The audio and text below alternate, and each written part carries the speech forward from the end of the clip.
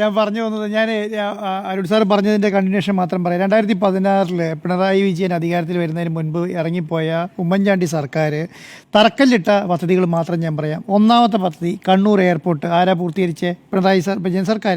രണ്ടാമത്തെ ഏറ്റവും വലിയ പദ്ധതിയായിട്ട് സർക്കാർ കൊണ്ടുവന്ന വിഴിഞ്ഞം പ്രോജക്റ്റ് ആരാ പൂർത്തീകരിച്ച്? പിണറായി വിജയൻ സർക്കാർ. നാഷണൽ ഹൈവേ ഓഫീസ് പൂട്ടിയിട്ട് പോയി, അതാരാ നടത്തിക്കൊണ്ടിരിക്കുന്നത്? പിണറായി വിജയൻ സർക്കാർ. കൊച്ചി മെട്രോ ഒന്നാം ഘട്ടം മാത്രം പൂർത്തീകരിച്ചു, അതാരെ രണ്ടാം ഘട്ടവും മൂന്നാം ഘട്ടവും പൂർത്തീകരിച്ചുകൊണ്ടിരിക്കുന്നത്? പിണറായി വിജയൻ സർക്കാർ. കുറേ IT പാർക്കുകൾക്ക് കേരളത്തിൻ്റെ അവിടെ ഇവിടെയൊക്കെ ആയിട്ട് കുറേ തറക്കല്ലിട്ടിട്ട് പോയി, അതാരാ പൂർത്തീകരിച്ചുകൊണ്ടിരിക്കുന്നത്? പൂർത്തീകരിച്ചുകൊണ്ടിരിക്കുന്നത് ആരാ? പിണറായി വിജയൻ സർക്കാർ. വാട്ടർ മെട്രോ പേരിൽ മാത്രം, പേപ്പറിൽ മാത്രമായിരുന്നു, ഇപ്പോൾ ആരാ പൂർത്തീകരിച്ചേ? പിണറായി വിജയൻ സർക്കാർ. ഗെയിൽ പൈപ്പ് ലൈൻ ആരാ പൂർത്തീകരിച്ചേ? പിണറായി വിജയൻ സർക്കാർ. മലയോര ഹൈവേ ആരാ പൂർത്തീകരിച്ചേ? പിണറായി വിജയൻ സർക്കാർ. 11 മാസമായിട്ട് പെൻഷൻ കൊടുക്കാതിരുന്നത് ആരാ? 600 രൂപയായിട്ട് പോലും കൊടുക്കാതിരുന്നത് ആരാ? ഉമ്മൻചാണ്ടി സർക്കാർ. അതാരാ ഇപ്പോൾ 1600 ആക്കി പൂർത്തീകരിച്ചത്? പിണറായി വിജയൻ സർക്കാർ. 1600 2 മാസത്തെ കുടിശ്ശിക മാത്രമേ ഉള്ളൂ. 2 മാസത്തെ കുടിശ്ശികയേക്കാൾ വലുതാണോ 11 മാസത്തെ? അവർ കൊടുക്കാനുണ്ടായിരുന്ന 11 മാസത്തെ കുടിശ്ശികയും കൂടെ കൊടുത്തിട്ട് 2 മാസം 1600 ഷോർട്ടേജ് ഉള്ളൂ. 1000 രൂപയേ ഉണ്ടായിരുന്നുള്ളൂ ആശാവർക്കന്മാരുടെ സമരം. എത്രയാ? 6000 രൂപ. അത് അവരെ എല്ലാ അലവൻസും കൂടെ കിട്ടുമ്പോൾ 11,000 രൂപയോളം കിട്ടും ഒരു ആശാ വർക്കർക്ക്. അപ്പം കേരളത്തിൽ ഒരു സംവിധാനവും നടത്തില്ല. ഇപ്പം ഞാൻ പറഞ്ഞ ഈ പദ്ധതികളുണ്ടല്ലോ, ഈ പദ്ധതികളെല്ലാമാണ് ഉമ്മൻചാണ്ടി സർക്കാർ 2016 വരെ വലിയ പദ്ധതികളായി തറക്കല്ലിട്ടത്. കണ്ണൂർ ജില്ലയിൽ പോയിട്ട് വലിയ ഗ്രൗണ്ടിൽ കൊണ്ട് വിമാനം ഇറക്കി, അത് വിമാനത്താവളമാക്കി. ഇവിടെ ഒരു സ്ട്രെച്ച് മാത്രം പൂർത്തീകരിച്ചപ്പോൾ അതെന്തായി? മെട്രോ സ്റ്റേഷൻ മെട്രോയായി. അപ്പം വിഴിഞ്ഞത്ത് തറക്കല്ലിട്ടപ്പോഴത്തേക്ക് അത് അവരുടെ കുഞ്ഞായി. ഇങ്ങനെ പറഞ്ഞിട്ടാണ് 2016 ഇറങ്ങി പോകുന്നത്. അതിനുശേഷം എന്തൊക്കെയാണ് അഭിമുഖീകരിച്ച കേരളത്തിൽ? ഒന്ന്, ഈ ലോകം കണ്ട ഏറ്റവും വലിയ പ്രളയം. രണ്ടാമത്, ലോകം കണ്ട ഏറ്റവും വലിയ കോവിഡ്. ഇതെല്ലാം അഭിമുഖീകരിച്ചതിന് ശേഷം വരുമാനത്തിൻ്റെ സീറോയിൽ നിന്നും 2016 തുടങ്ങി 2021 വരെ ഏറ്റവും വലിയ പ്രകൃതി ദുരന്തങ്ങൾ അനുഭവിച്ച സ്ഥലത്തു നിന്നും പിണറായി വിജയൻ കരകയറി. ആ കരകയറിയത് വലിയ പ്രശ്നമായി മാറിയോ? ആ കരകയറിയ സമയത്ത് 99 സീറ്റിലേക്ക് പിണറായി വിജയൻ അധികാരത്തിൽ വന്നത് എങ്ങനെയാണെന്നറിയോ? ജനങ്ങളുടെ കൂടെ നിന്ന് പ്രവർത്തിച്ചതുകൊണ്ടാണ്. അതുകൊണ്ടാണ് ഈ പറയുന്ന 80 വയസ്സായ മുഖ്യമന്ത്രി പിണറായി വിജയൻ ഈ സമയം വരെ ഇച്ഛാശക്തിയുടെ പേരിലും അദ്ദേഹത്തിന് ദീർഘവീക്ഷണത്തിൻ്റെ പേരിലും ഒരു സർക്കാരിന് ഒരു അഴിമതി പോലും ഇല്ലാതെ ഈ സമയത്ത് കൊണ്ടുനടത്താൻ പറ്റിയില്ലേ?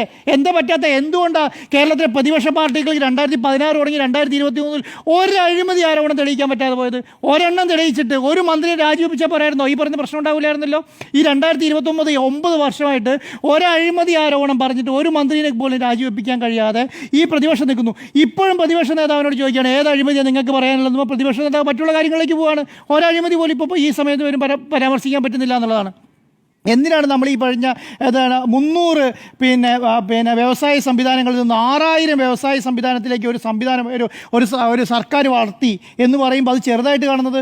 300 2016 2300 2016 2025 തമ്മിൽ ഈ പറയുന്ന അത്രയും വലിയ വ്യത്യാസം ലോകത്തുണ്ടായോ? അത്രയും വലിയ വ്യത്യാസമൊന്നും ഉണ്ടായിട്ടില്ല. 300 തുടങ്ങി എത്ര ടൈംസാണ്? 200 ടൈംസ്, 2000 ടൈംസാണ് 6000ത്തിലേക്ക് എത്തുമ്പോൾ. അത്രയും വ്യത്യാസം ലോകത്തുണ്ടായോ? ഒന്നും ഉണ്ടായില്ലല്ലോ. ഈ പറഞ്ഞ വ്യവസായ മന്ത്രി ഉണ്ടല്ലോ പി രാജീവ്, അദ്ദേഹത്തിൻ്റെ കീഴിലുള്ള എത്രയെങ്ങാനും പ്രൊജക്റ്റ് ഒരെണ്ണം പൂട്ടിപ്പോയോ? നിങ്ങൾ ഏതെങ്കിലും ഒരു സമയത്ത് നിങ്ങൾ സമരം കണ്ടോ? 2021 തുടങ്ങി 2024 വരെ ഈ സമയം നടക്കുമ്പോൾ നിങ്ങൾ എത്ര വ്യവസായ സംവിധാനത്തിന് മുമ്പ് സമരം നടക്കുന്നുണ്ട്? എത്ര സ്ഥലത്ത് നോക്കുകൂലി സമരം നടത്തുന്നുണ്ട്? എത്ര സ്ഥലത്ത് ഈ പറഞ്ഞ തൊഴിലാളികളെ പിരിച്ചുവിടുന്നുണ്ട്? ഒരു സ്ഥലത്ത് പിരിച്ചുവിടുന്നില്ല, ഒരു വാർത്തയും റിപ്പോർട്ട് ചെയ്യപ്പെടുന്നില്ലല്ലോ എന്നേ. അതല്ലേ നമ്മൾ കണ്ടത്? ഏതെങ്കിലും മലയോര ഹൈവേ പൊളിഞ്ഞു കിടക്കുന്നതായി നിങ്ങൾ കാണുന്നുണ്ടോ? മലയോര ഗ്രാമീണ റോഡുകൾ പൊളിഞ്ഞു കിടക്കുന്നതായിട്ട് കാണുന്നുണ്ടോ? ഒന്നും കാണുന്നില്ലല്ലോ. മാത്രമല്ല, നിങ്ങൾ ഈ പറഞ്ഞ 4000 സ്കൂൾ പൂട്ടിയ സ്ഥലത്തു നിന്നും 45,000 സ്മാർട്ട് റൂമുള്ള സ്കൂളുകൾ പണിത് ആരാ പണിതത്? അതെങ്ങനെയാണ് പണിതത്? ഇന്നത്തെ സംസ്കാരത്തിന് പഠിക്കാൻ പറ്റിയ രീതിയിൽ വിദ്യാഭ്യാസ സമ്പ്രദായത്തെ മാറ്റാൻ ഈ കേരളത്തിലെ പിണറായി വിജയൻ സർക്കാരിന് മാറ്റാൻ കഴിഞ്ഞില്ലേ? അതെന്താ ചെറുതായി കാര്യമായിട്ട് കാണുന്നത്?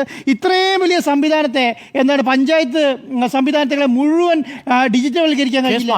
കെ സ്മാർട്ട് കൊണ്ടു ഡിജിറ്റൽവൽക്കരിക്കാൻ കഴിഞ്ഞില്ല. അതെന്താ നമ്മൾ ചെറുതായിട്ട് കാണുന്നത്? കാസർഗോഡ് തുടങ്ങി തിരുവനന്തപുരം വരെ നാഷണൽ ഹൈവേ പണിതുണ്ടല്ലോ. 5850 കോടി രൂപ കൊടുക്കാൻ പറ്റിയല്ലോ സർക്കാരിന്. ഇതെവിടുന്ന? കിഫ്ബിയിൽ നിന്നല്ലേ. കിഫ്ബി പണം എടുക്കാതെ ആകെ 16,000 കോടി അല്ലേ? 16,000 കോടി 3 വർഷത്തേക്ക് അടിസ്ഥാന വികസനത്തിന് മാറ്റിവെച്ച ഉമ്മൻചാണ്ടി സർക്കാരാണോ? 55,000 കോടി രൂപ മാറ്റിവെച്ച പിണറായി സർക്കാരാണോ അടിസ്ഥാന വികസനം കൊണ്ടുവന്നത്? എന്തേ അത് മനസ്സിലാക്കാതെ പോകുന്നത്? അപ്പം എന്താണ് നിങ്ങൾ 15,000 പറഞ്ഞു, 6,000 കൊണ്ടുവന്നുള്ളൂ. വലിയ കാര്യമായിട്ട്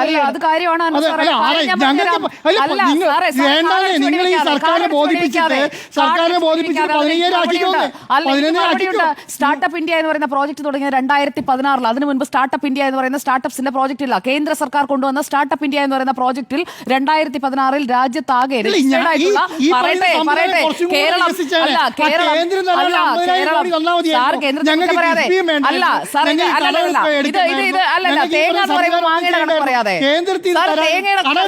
മാങ്ങയുടെ കണക്ക് പറയാതെ ഞാൻ പറഞ്ഞുതരാം. സ്റ്റാർട്ടപ്പ് ഇന്ത്യ കേന്ദ്ര സർക്കാരിന്റെ പദ്ധതിയാണ്. അതിന്റെ അടിസ്ഥാനത്തിൽ കേന്ദ്ര സർക്കാർ സ്ഥാപനങ്ങൾ റെക്കഗ്നൈസ് ചെയ്തിരിക്കുന്ന സ്റ്റാർട്ടപ്പുകൾ തന്നെയാണ് ഇവിടെയും. ആ സ്റ്റാർട്ടപ്പ് ഇന്ത്യ പ്രോജക്ടിന്റെ ഭാഗം തന്നെയാണ്. കേരളവും ഇന്ത്യയുടെ ഭാഗമാണ്. അപ്പോൾ 500-ൽ നിന്ന് 1,59,157 രാജ്യമാകെ ഈ സ്റ്റാർട്ടപ്പുകൾ വികസിച്ചിട്ടുള്ളൂ. അല്ലാതെ കേരളം മാത്രം ഉണ്ടാക്കിയ പദ്ധതി അല്ല സ്റ്റാർട്ടപ്പ്. അല്ല, ഞാൻ പറഞ്ഞില്ല, ഞങ്ങൾ ഇതിനേക്കാളും കൂടുതൽ വികസിച്ചേനെ. നിങ്ങൾ 15,000 എന്ന് പറയുമ്പോൾ അത് പോസിബിൾ തന്നെയാണ്. 15,000 എന്ന് പറയുമ്പോൾ അത് പോസിബിൾ ഒക്കെയാണ്. നമ്മളോട് ചോദിക്കുമ്പോൾ പറയാ കേരള സർക്കാർ ഇവിടുന്ന് പൈസ ഉണ്ടാക്കുക, നിങ്ങൾ നികുതി മുഴുവൻ പിരിച്ചുകൊണ്ട് പോകുന്നത് കേന്ദ്ര സർക്കാർ. നമുക്ക് ഇവിടെ പണം തരുന്നില്ല, പണം തന്നാൽ ഇവിടെ ചെയ്തോളാം, പണം തരുന്നില്ലല്ലോ. അപ്പൊ സ്റ്റാർട്ടപ്പിന് എന്തിനാ കേന്ദ്ര പൈസ തരുന്നത്? സ്റ്റാർട്ടപ്പ് തുടങ്ങാൻ ഇവിടെ സംരംഭം ഇവിടെ സൗകര്യം വേണം, ഇവിടെ സൗകര്യം വേണം, ഇവിടെ സൗകര്യം വേണം, ഇവിടെ അല്ല, ഇവിടെ കേരള സ്റ്റാർട്ടപ്പ് മിഷൻ ഉണ്ടാക്കിയിട്ടുണ്ട്. നമ്മുടെ തൊട്ടടുത്ത സാറൊന്ന് പോയി നോക്കുക, അവിടെ സൗകര്യങ്ങൾ ഉണ്ടാക്കി കൊടുക്കണം. അതിന് പണം തരുന്നില്ല. എല്ലാ കേന്ദ്രം തരണം. എന്നാ പിന്നെ കേന്ദ്ര കേരളം ഭരിച്ചോളാം. എന്നാ കേരളത്തെ കേന്ദ്ര ഭരണ പ്രദേശമാക്കൂ സാർ. ഞങ്ങളുടെ കയ്യിൽ നിന്ന് പിരിച്ചിട്ട് പോകുന്ന നികുതി ഞങ്ങൾക്ക് തിരിച്ചു തന്നാൽ ഞങ്ങൾ പണം. ഇപ്പൊ കേന്ദ്രം തന്നിട്ടല്ലോ ഇതൊന്നും നടപ്പിലാക്കുന്നത്. സ്റ്റാർട്ടപ്പ് ഇന്ത്യ പദ്ധതി നരേന്ദ്രമോദി സർക്കാർ കൊണ്ടുവന്നത് കൊണ്ടാണ് ഈ സാർ സ്റ്റാർട്ടപ്പ് ഇത്രയും കേരളത്തിൽ വന്നത്. എന്താ ചെയ്ത കേരളത്തിലെ സ്റ്റാർട്ടപ്പ് പദ്ധതിക്ക് കേന്ദ്ര സർക്കാർ എന്താ ചെയ്തു തന്നെ? ഒന്നും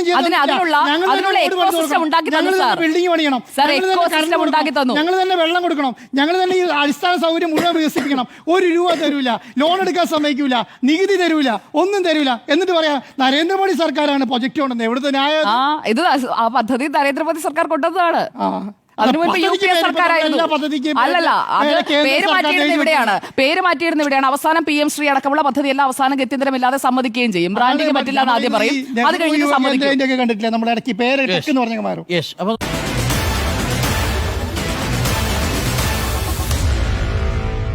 Meet the editors.